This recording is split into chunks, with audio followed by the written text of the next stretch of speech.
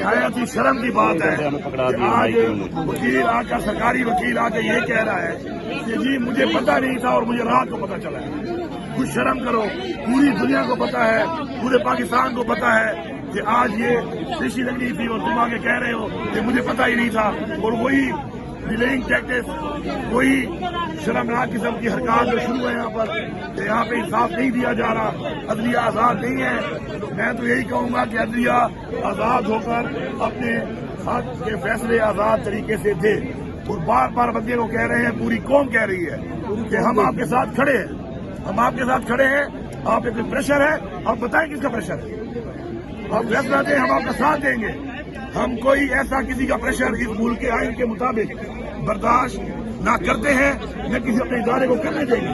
لیکن آپ سامنے آئیں، ہمت کریں، حق کا فیصلہ دینا آپ کی ذمہ داری ہے۔ آپ نے ایک حلف لیا ہوا ہے، آپ نے انصاف دینا ہے، اپنے حلف کے مطابق انصاف دیں، اپنے حلف کے مطابق آپ فیصلے دیں، اور ہمیں پورا یقین ہے انشاءاللہ، پورا یقین ہے کہ جس طریقے سے عمران خان اس قوم کی جنگ لڑ رہا ہے، جس طریقے سے عمران خان حق کے ساتھ کھڑا ہے، جیت عمران خان کی ہونی ہے، جیت حق کی ہونی ہے۔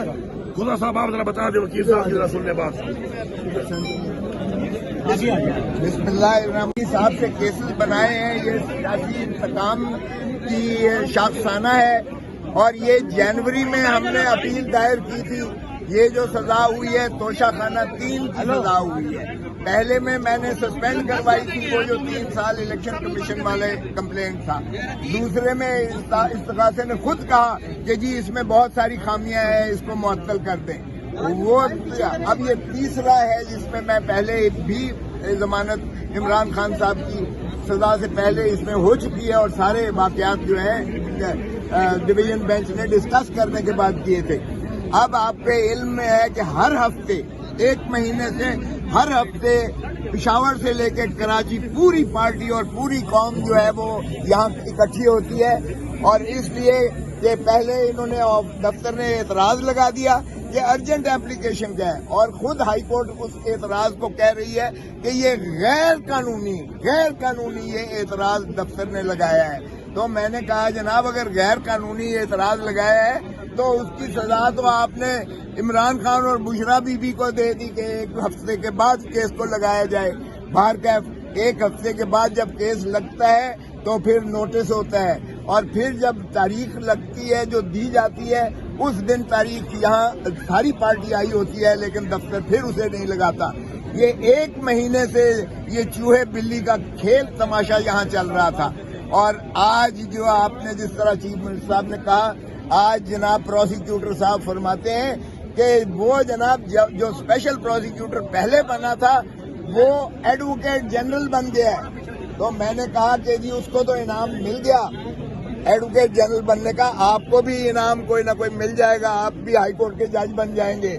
تو یہ تو عالم ہے، باہر کیف کوئی جواز نہیں تھا۔ میں نے کہا جی ان کا نوٹیفیکیشن دیکھ لیں، یہ نوٹیفیکیشن 10 بندوں کا جو بنا ہے، بنا ہی عمران خان اور بشرا بی بی کے مقدمات کے لیے ہے جو یہ فرما رہے ہیں۔ تو اس لیے کسی اور پروسیکیوٹر کی کیسے اجازت دی جا سکتی ہے؟ اور وہ قانون جو سپریم کورٹ نے کہہ دیا کہ جو پرائیویٹ وکیل نہیں رکھ سکتے آپ موٹی فیسیں جو ہے عوام کے پیسے سے جو ہے پیٹ کاٹ کے ان کو دیں، جب تک کہ اٹارنی جنرل یہ نہ کہے کہ میں نااہل ہوں، میں نالائق ہوں، میں اس طرح کا مقدمہ نہیں کر سکتا، تو پھر اٹارنی جنرل کو اٹارنی جنرل رہنا ہی نہیں چاہیے۔ تو میں نے کہا جی یہ اگر انہوں نے سرکاری وکیلوں کا جو پینل دیا ہے یہ موجود ہے، تو آج ان کو یہ کہنا، یہ سارے میڈیا میں، سارے پاکستان کے اخباروں میں صبح سے لے کے شام تک چل رہا ہے کہ آج اس کی القادر ٹرسٹ والے کیس کی سماعت جو ہے ہونی ہے۔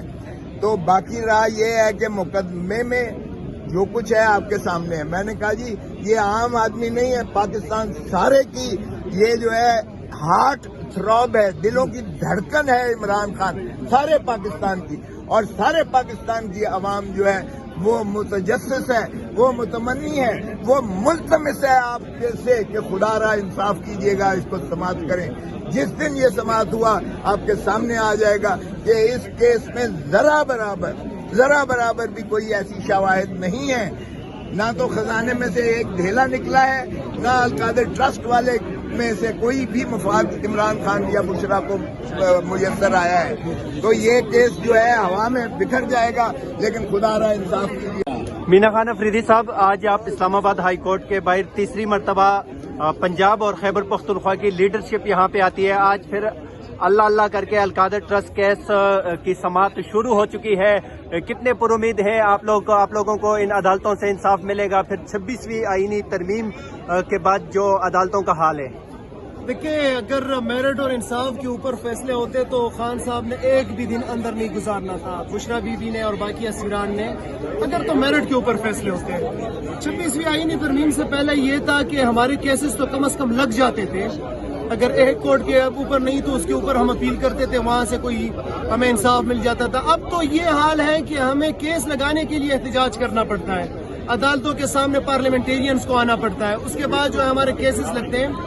تو اللہ کرے کہ انصاف ملے، لیکن یہ جو حالات چل رہے ہیں تو کوئی خاص نہیں۔ اس کے بعد ہمارا یہ ہے کہ انشاءاللہ اگر یہاں سے انصاف نہیں ملتا تو پھر مزاحمت ہی کریں گے۔ سر، لیڈرشپ سے جب بھی ہم سوال پوچھتے تھے احتجاج کے حوالے سے تو ان کا کہنا تھا کہ خان صاحب کی کال دیں گے تو ہم نکلیں گے۔ خان صاحب نے کال دے دی ہے، خیبر پختونخوا کس حد تک تیار ہے خان صاحب کی کال پہ، اور کس حد تک یہ کس لیول کا احتجاج ہوگا؟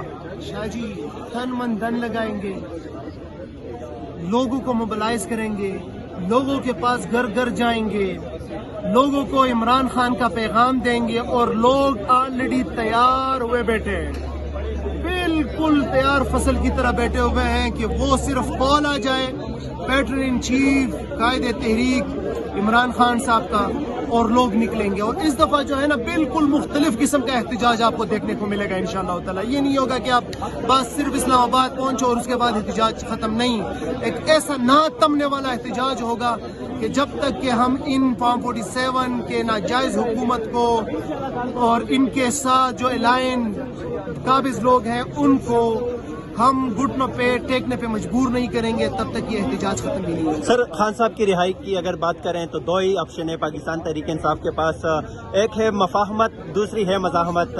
جو ظلم ڈھائے گئے پاکستان تحریک انصاف پر، اس کے بعد آپ لوگوں کے پاس کون سا راستہ بچا ہے جو آپ خان صاحب کی رہائی کے لیے اپنائیں گے؟ مفاہمت کا تو خان صاحب نے روز اول سے کہا ہوا ہے کہ اگر یہ مذاکرات کرتے ہیں، بامانی مذاکرات کرتے ہیں، تو تحریک انصاف جو ہے اپنے ان پوائنٹ ایجنڈاز کے اوپر کسی بھی وقت ان کے ساتھ تیار ہے۔ اور بس اس کے اندر آپ نے دیکھا کہ مختلف ادوار میں مذاکرات ہوئی، لیکن وہ صرف یہ ٹائم گین کرنے کے لیے، جیسے خان صاحب نے کل پرسوں کہا کہ جب یہ کمزور ہو جاتے ہیں تو مذاکرات کے اوپر آ جاتے ہیں، اور جب یہ واپس جو ہے تھوڑے طاقتور ہو جاتے ہیں تو پھر مذاکرات سے بھاگ جاتے ہیں۔